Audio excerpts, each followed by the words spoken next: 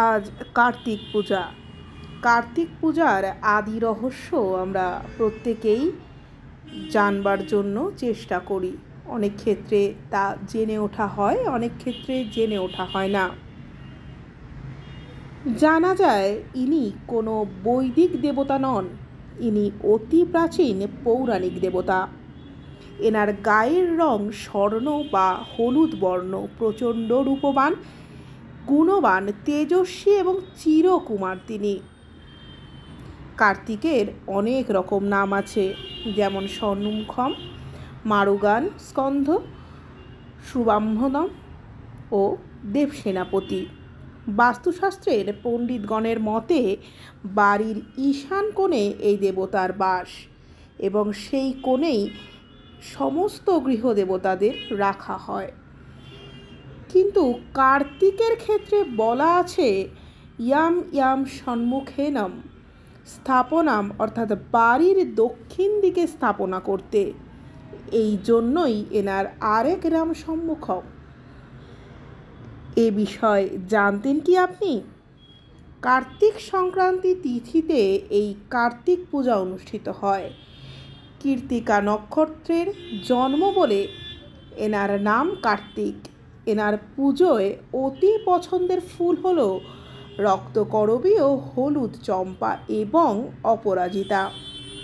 এছাড়াও পদ্ম, হলুদ করবী, সাদা করবী, লাল গোলাপ ও গাঁদা ফুল। কার্তিক পুজো 3 রকমভাবে অনুষ্ঠিত হয়।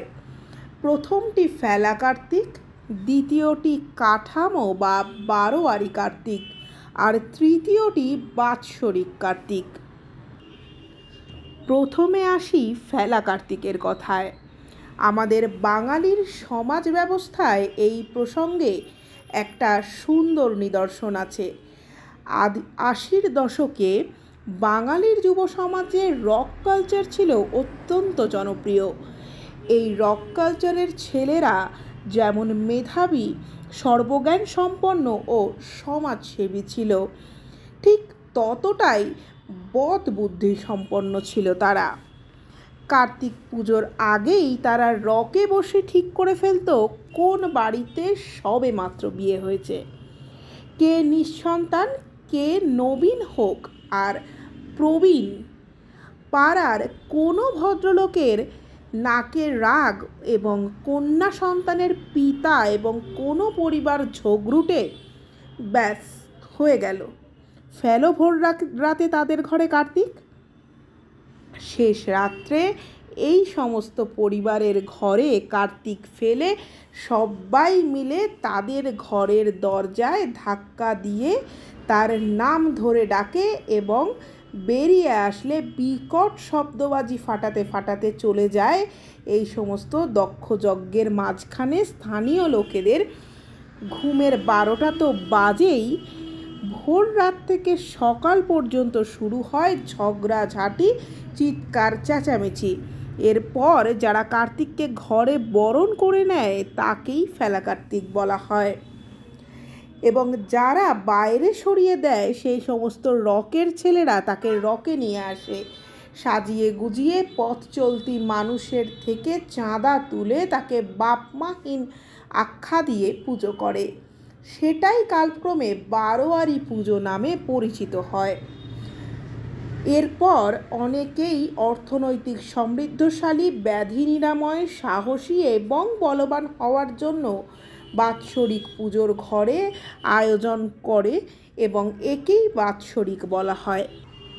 কুমারী মেয়েরা এই পুজোর মাধ্যমে রূপবান, শৌর্যবীর্য পারদর্শী এবং স্বাস্থ্যবান পুরুষ প্রতিরূপে কামনা করে, এবং বিবাহিত মেয়েরা সন্তান কামনায় কার্তিকের কাছে সৌম্য, সুন্দর, সুস্থ এবং বলবান পুত্র কামনা করে।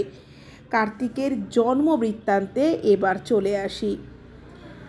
পুরাকালে মহাপরাক্রমশালী এবং অত্যাচারী এক অসুর ছিল, নাম তারকাসুর। সবসময় দেবতারা তার ভয়ে অতিষ্ঠ হয়ে উঠত। তাই দেবতারা সবাই মিলে মহামায়া আরাধনা করেন এবং মহামায়া ও মহাদেবের দেহ থেকে বেরোনো তীব্র জ্যোতিতে এক তীব্র জ্যোতির্পিণ্ড উৎপত্তি হয়। সেই তীব্র জ্যোতির্পিণ্ডই স্বয়ং অগ্নিদেব এবং দেবতাগণ ও মা গঙ্গা কারোর পক্ষে ধারণ করা তা সম্ভব হয়নি। অগত্যা স্থান পায় সরোবরে এবং সরোবরে প্রচণ্ড গর্তের সৃষ্টি হয়। একদিন বনভূমিতে তৈরি হয় কৃত্তিকা ভ্রমণ করাকালীন শুনতে পান এক শিশুর কান্না। কাছে গিয়ে দেখেন অত্যন্ত তেজস্বী এক দেব শিশু সেই গর্তে ক্রন্দনরত। অগত্যা মাতৃস্নেহবশত সেই দেব শিশুকে তুলে আনা হয়। কৃত্তিকা তাদের দুগ্ধ পান করান। আচমকায় সেই দেব শিশুর মস্তক 6টি মস্তকে রূপান্তরিত হয় এবং একসঙ্গে 6 জন কৃত্তিকার দুধ পান করে। এই সমস্ত অলৌকিক খবর ক্রমশ স্বর্গে পৌঁছে যায় এবং দেবী মহামায়া তাকে কৈলাসে নিয়ে নিজের সন্তান রূপে পালন করেন। পরবর্তীকালে বড় হয়ে তারকাসুরকে বধ করেন, দেবতাদের চরম সমস্যার সমাধান করেন এবং দেবসেনাপতি নামেই খ্যাতি লাভ করেন। বধ করাকালীন তারকাসুরের শেষ প্রার্থনা ছিল কার্তিকের কাছে তিনি যেন তার মাধ্যমে এই পৃথিবীতে চির অমরত্ব লাভ করতে পারেন। যেহেতু এই যুদ্ধের মাঝে তারকাসুর ময়ূর এবং মোরগ ছদ্মবেশে কার্তিকের সঙ্গে যুদ্ধ করেন, সেই জন্যেই কার্তিক তারকাসুরকে অমরত্ব দেবার জন্য ময়ূরকে চির বহন করে চলেছেন এবং তার ধ্বজায় মোরগের ছবি আঁকা থাকে। সামবেদ বিশ্বাসী দক্ষিণ ভারতীয়রা মরুগানের প্রত্যেকটা মন্দিরেই কার্তিক পুজো করে থাকেন। বছরের নির্দিষ্ট দিনে উভয় লিঙ্গের নারীরা এই কার্তিক ঠাকুরকে স্বামী রূপে পুজো করেন। সিঁথিতে সিঁদুর, শাখা পলা, গলায় মঙ্গলসূত্র দিয়ে দিনভর আনন্দ উৎসবে মেতে ওঠেন এবং পরের দিনে এই সমস্ত খুলে সিঁদুর তুলে শাখা পলা ভেঙে সাদা শাড়ি পরে কান্নায় ভেঙে পড়ে কার্তিক ঠাকুরকে বিসর্জন দেন। এক্ষেত্রে কার্তিকের বাহন হয় মোরগ। সম্ভবত এই উৎসবকে মরুগান উৎসব বলা হয়। ফেসবুক সৌজন্যে সম্পূর্ণ লেখাটি বা তথ্যটি তুলে ধরলাম আপনাদের সামনে।